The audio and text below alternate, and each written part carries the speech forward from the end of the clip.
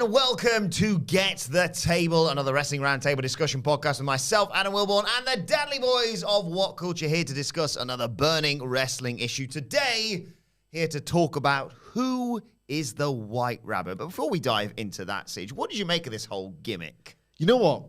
This will, I think, invariably end up in something that I subjectively have very little time for, and it's some kind of supernatural, spooky, dark gimmick. They're not bringing in a shooter or like a comedy gimmick with all of this like red herring tease and sort of like druggy White Rabbit stuff. I will inevitably, I think, dislike the ultimate direction, which we will hopefully arrive at throughout this podcast. But as a gimmick, a marketing gimmick to get people talking, I think it's very shrewd. I'm not into it. And ultimately, we're recording this podcast right now because it's a success. They are trying to do something that's quite oxymoronic.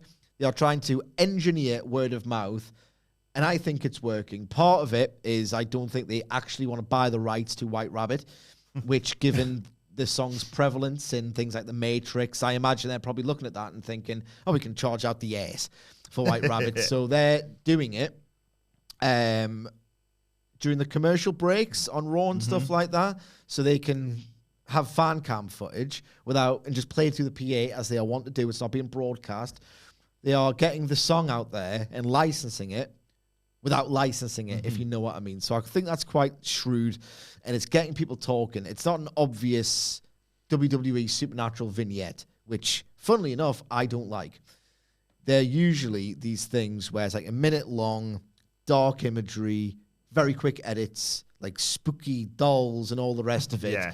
These incredibly obvious hints as to who it is, like it's Edge or something. You know, when he did his spooky I talked about the vignette, Y2J. It's the Undertaker. Yeah. It's the Undertaker. All that kind of stuff. Sting's chin. Like in the Y2J, where you think, oh, it's the Undertaker. It's the Undertaker. It's Y2J and all this spooky nonsense. I just don't like it. But ultimately, they've created a few red herrings. They've created word of mouth. They've engineered like a sort of a thing that is genuinely been well cultivated, I feel. And they've succeeded on those terms. A lot of people are talking about the White Rabbit. We're recording this podcast about the White Rabbit. Again, I can sense it being lame. I can just sense it. But I think they've done a pretty shrewd job of getting the conversation out there. Yeah, just if you're unaware, over the last few days, they've been playing this White Rabbit tune from Jefferson Airplane, like you say, in the ad breaks or at the house shows and what have you.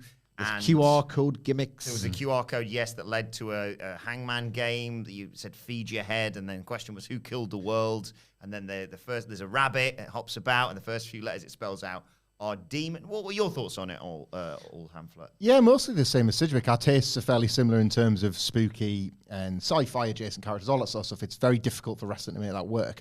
I'm not suggesting that it almost doesn't matter if the payoff is any good, but it kind of doesn't matter if the payoff is any good because you've already achieved something from it. The fact that they've given themselves a relatively short window with which to pay off the thing they've set up is quite smart here as well, because typically the more, like, there's loads of buzz as we're recording this today. You know, like a day or so removed from Monday Night Raw, there's going to be loads of buzz between now and SmackDown when we assume, based on the date that you were shown, that we're going to get some sort of a payoff. Even if it's continuation, we're going to get some sort of follow-through, an answer to the first questions that have been posed. The conversation will tend to die out, or people will theorize so much on podcasts such as these or in Reddit threads or wherever that it's almost out of steam by the time you actually get to the payoff, or the payoff is so obvious or inevitable or whatever. So I even think they've nailed the timeline of this really well. There's no time to get bored. There's only time to be excited, to speculate, to get hype about what you hope is your favorite thing, or to laugh and joke about some things that might be quite silly. Whatever it is, whatever the payoff is, they've at very least captured the conversation in a way that I think over the last couple of years, wrestling has started to figure out how to interact more with the growing but not entirely proven social media audience as a worthwhile engagement. You know, there was the Max Caster example used recently to suggest that, well, is social media real? Because a talent meeting that everybody spoke about on Twitter was greeted with crickets in the AEW Dynamite taping and in the venue. However, that's not to dispel Twitter as an audience entirely. There's definitely a compromise. There's definitely a middle ground. We talked a lot about the CM Punk arrival last year being something bordering on a viral campaign in that they promised him without ever having to say his name. Yeah. wrestling does need to be more sophisticated in the way that it thinks of ways to introduce characters and use other elements of the audience. The point about the licensing is a great one, and not just in that they're obviously not having to pay for it, but that it looks as though this footage is getting out there through fan engagement rather than WWE. Obviously, a licensed song plays in the crowd, the lights go dim, and people start doing the fireflies thing with their phones. Of course, people are going to film that and upload it to Twitter. It's a weird happening that only you in the building can see. But WWE look like they've had nothing to do with it, which is always really important with these detached vignettes and these spooky things aren't supposed to be made within the system. Because as soon as you picture Kevin Dunn or Kyle O'Reilly on Adobe Premiere making these videos, the magic's gone. So you're supposed to think this is sort of a transgression, this is outside of the norm. So I think end to end, already this is a success, even if the end result ends up not being to everybody's taste.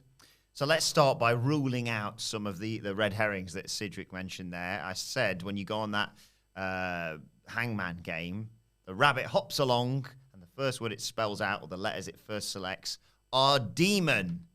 Are we seeing a return of Demon Finn Balor, do you think? Well, no. The Judgment Day have finally gotten over as an act that it's a little bit of a parody still, but they've definitely found a place on Raw. And there'll be another day for the Demon, even though he fell flat on his ass the last time he wrestled, and they believe they weren't killing the character, even though they totally were. There'll be another day for the Demon, but this isn't it. But interestingly, and we're going to talk about red herrings and possibilities, that Demon character for the longest time was attached to the likes of other people we're going to talk about. So even if not directly teasing Finn Balor, it puts in mind the idea of some of the Demon's biggest matches and his biggest opponents and biggest rivals, and we're going to talk about them. So just, again, in terms of world building or creating speculation, just by being invited to think about him, you're then invited to think about other people that interacted with him, who we're going to lead into. So it puts you exactly in the right headspace, even if the answer, no, it's not going to be Finn Balor. There's also, I forgot to mention, a small timer in the corner of this Hangman game, and you've seen it throughout the imagery, let's say, that's been used. Another suggestion, although this wouldn't necessarily be a return, I suppose, is Karrion Kross, obviously, for all of his time-based stuff. Yes. Diplomatically put, Wilborn. I suspect this is another red herring, and it's quite smart because you want the conversation to mutate and sprawl and have different people talking about different things so that the mystery remains elusive. It's all sort of very good, very clever.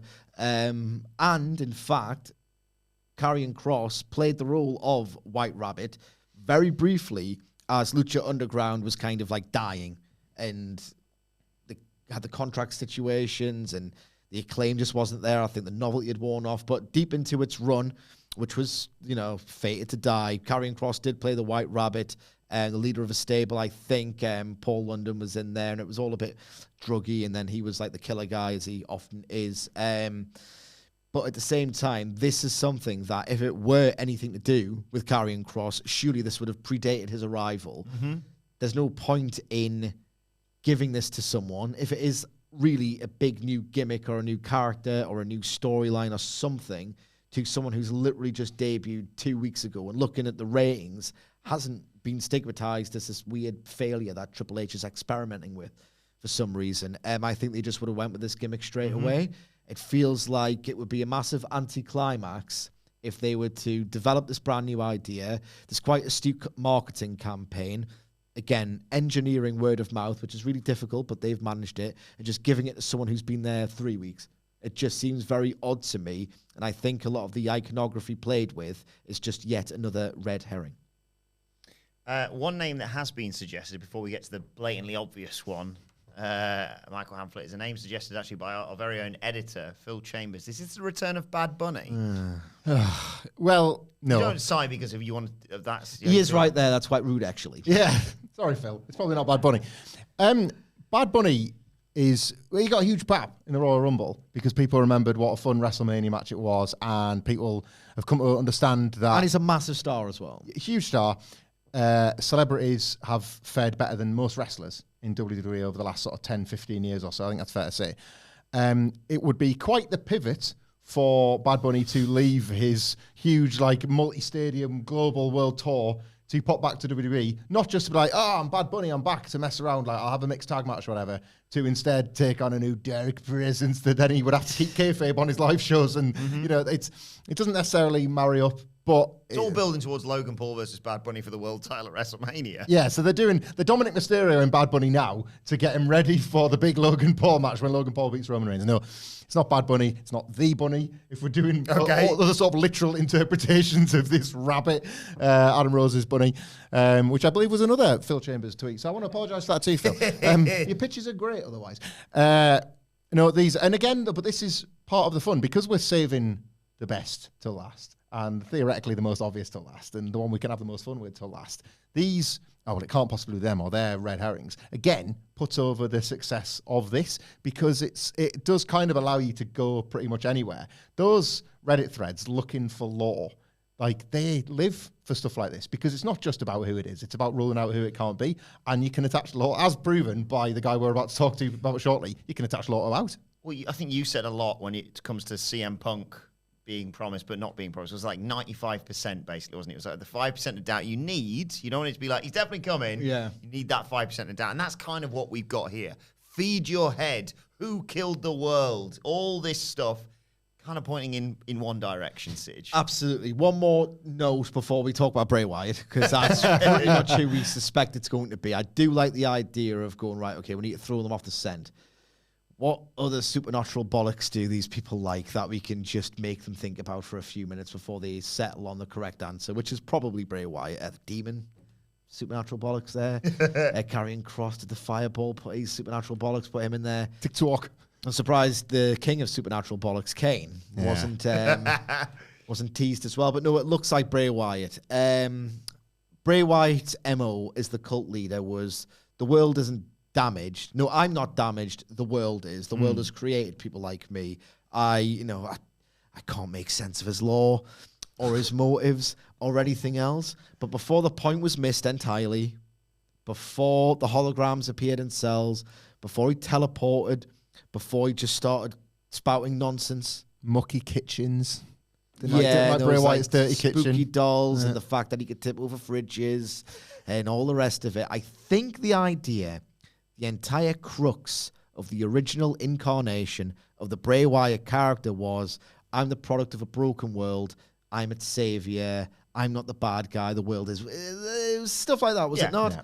Was it not? Yeah. So the idea of you killed the world is very consistent with what I would call Bray Wyatt's bollocks. So I think it's Bray Wyatt. If you notice when he's Wyndham on Twitter, I think he does like a red circle for everything. And there's red circles over this. On the Raw main event last night, the lights went red and dark when Alexa Bliss, the association between Alexa Bliss and The Fiend was really gross. If people thought about it for more than 10 seconds, think about it for more than 10 seconds, it's quite unpleasant. But she said something about 10 feet tall, Alexa Bliss, in one of her promos, and then the lights went out during Lily got match. name checked again, first time in a while. Absolutely. So I suspect it's leading towards that conclusion. I'm fascinated by this, right? Because there was the whole idea of who was at fault for Bray Wyatt's failure in WWE. Did the system fail him? Well, it failed everyone else pretty much for about a century of what we've endured so far. So yes, that's probably the correct answer. But then also there's suggestions that Bray Wyatt himself pitched these ridiculous ideas and that, left to his own devices, it might have even got even sillier. I'm fascinated, genuinely, earnestly. I don't necessarily think it's going to be this big transformative genius chapter in a performer's rejuvenated career. I just don't. But the idea is that Bray Wyatt always had a defense. Not that he's ever gone out publicly and shot or whatever, but the idea is that his defenders have always had in their back pocket, in the holster, well, Vince McMahon screwed him. He screwed everybody else. Look what Bray Wyatt could have been. And yes, there was promise in the NXT version of the character. Yes, the first 3, 4, 5, or 6 Firefly Funhouse vignettes were genuinely really creative and inspired, and some of them were like real poppers. The idea of Bray Wyatt operating in a functional system genuinely, I think, is very interesting. And even though I do not like supernatural stuff, week to week to week to week to week, I'm genuinely quite interested to see how much he's actually got. I'm very cynical, but my God, the man could answer a lot of critics. Yeah, it's going to be fascinating, this, because you and I were huge fans of The Fiend when he first arrived. I still remember talking to you no end about that SummerSlam match with Finn Balor and just the potential this character had. We've no doubt, as Sid alludes to there, that he has... It's got something. I just don't know if it works in wrestling. There's so much creativity. Is that how you're feeling about what's going to come next? Yeah, oddly enough, I wouldn't say I'm optimistic because I was never particularly a massive fan of Bray Wyatt. It's not quite an and then the bell rang problem, but every gimmick he's ever had kind of dies the second he slaps on a headlock. And that's not his fault, and it's nothing to do with his It is. He pitched a supernatural invincible monster. Yeah. Or puts maggots on the ring. Indeed, or tips a pan of bolognese on someone's face. The point is, it's with Bray Wyatt and WWE was never going to work in the prior incarnation of WWE under Vince McMahon because what are the rules? Like, you cannot go into work every day and not know what the rules are, right? And that was the problem with Bray Wyatt. There was never one set of, and like Supernatural, like everybody's always said, who's going to be the next Undertaker? There was never going to be a next Undertaker because he was the only Supernatural character, maybe with the arguable exception of Kane, for a bit, where the rules were completely established and the Undertaker wasn't just some sort of like shapeshifter magician. There was things he could do, there was things he couldn't, and that was it. And they stuck to that for well over a decade. They would abuse it from time to time, but even at its most cartoonish. He did die and come back to life. But again, he was kind of the established character that could do that. Yeah. So as weird as that sounds, I appreciate. Yeah. Like Bray Wyatt, on the other hand, could sometimes die and sometimes come back to life. Could sometimes teleport. Could sometimes use magic powers, but sometimes had to cinch in that headlock extra tight. Like, what's the deal? Like, are you fighting some undead magical entity, or are you just fighting a guy that can half the time go? Like, what have you got in Bray Wyatt? I think that was one of the many reasons why the character never properly got over. But the one thing he always had, and we always sometimes scratched our head at this, was this unbelievable, enduring level of support from people. The type of support that like most wrestlers would dream of, no matter how many times he, as a performer, maybe failed in the message he was trying to get across, or how many times that character failed, if indeed it wasn't his fault. People stuck with him. People found law where there was none because they were so desperate for something to hang together. How much did all of us collectively love the Firefly Funhouse match for what a rehab job that could have been? Maybe in a different timeline where the pandemic didn't follow and whatnot. Like Crispy Fiend was beloved by some wrestling fans. That chode fingers? That ludicrous lobster-handed, chode-fingered oddball was beloved for like... What a performance by this character. Like Alexa Bliss with goo dripping down her face and a Jack in the Box was the next iconic chapter of this legendary tale. Box-like structure, but okay. Sorry, yeah. To some people, was everything. Remember when she had a box-like structure on Randy Orton's cock that time? I do. It was really unsettling and weird. Yeah. Well, yeah. Should not have done that. Well, to be fair, it was reasonable as an act of revenge when Bray Wyatt was burnt to death on pay-per-view just 4 months earlier. These were things you booked with your action figures when you were a kid. Remember when Randy Orton had a doppelganger? Yeah. What? Like, this character was a mess. Like, a disaster. Hell in a Cell 2019, it's the most embarrassing WWE main event ever. Think of the ground that covers. It's the most embarrassing main event ever. Guy's got a toolbox on his face. Yeah, but he's an undead magical entity. Surely he can kick out of that referee. It just has to make sense. And Triple H, for all of his failings, for all of the reasonable criticisms of his booking style, he makes things make sense, usually. So this character might not fly as high as it would have once done if it wasn't already tainted, but I do think Triple H will establish some rules and insist that they are stuck to when it comes to this character, and that, to me, is what gives it a fighting chance. Yeah. Regardless, I'm not so sure if we're going to get Fiend, or we're going to get the Eater of Worlds, or we're going to get a third brand new Bray Wyatt. A rabbit. A rabbit Bray Wyatt. Bray Wyatt with rabbit ears. Or a little fluffy tail. Whatever it is. Maybe he can do the rear view with a fluffy tail. And the fluffy tail emits toxic mist from underneath it out of his ass. But whatever it is, right? That's cheap. Whatever it is. That's so cheap. It's something that they will enforce the narrative, like, rules and construction of this character. It stands a chance. They will get at least one WrestleMania run out of it. And they couldn't do that with The Fiend. Yeah. They were selling belts with that face on for $6,000, and they couldn't even get it to a WrestleMania without damaging it. Well, let us know your thoughts on the White Rabbit. The Wyatt Rabbit. I just heard that too. And fair play for something that they created. Fiend in all of us. Effectively on Friday. It's got me very excited for this Friday SmackDown. Let us know your thoughts in the comments or on Twitter at WhatCulture WWE, where you can follow all three of us. You can follow Michael Hamflett at Michael Hamflett. You can follow Michael Sidgwick at M. Sidgwick. You can follow me at Adam Wilborn. Follow us all at WhatCulture WWE. As I said, make sure you subscribe to WhatCulture Wrestling wherever you get your podcasts from for daily wrestling podcasts. For now, this has been Get the Table. My thanks to the Dadley Boyz. Thank you for joining us, and we will see you soon.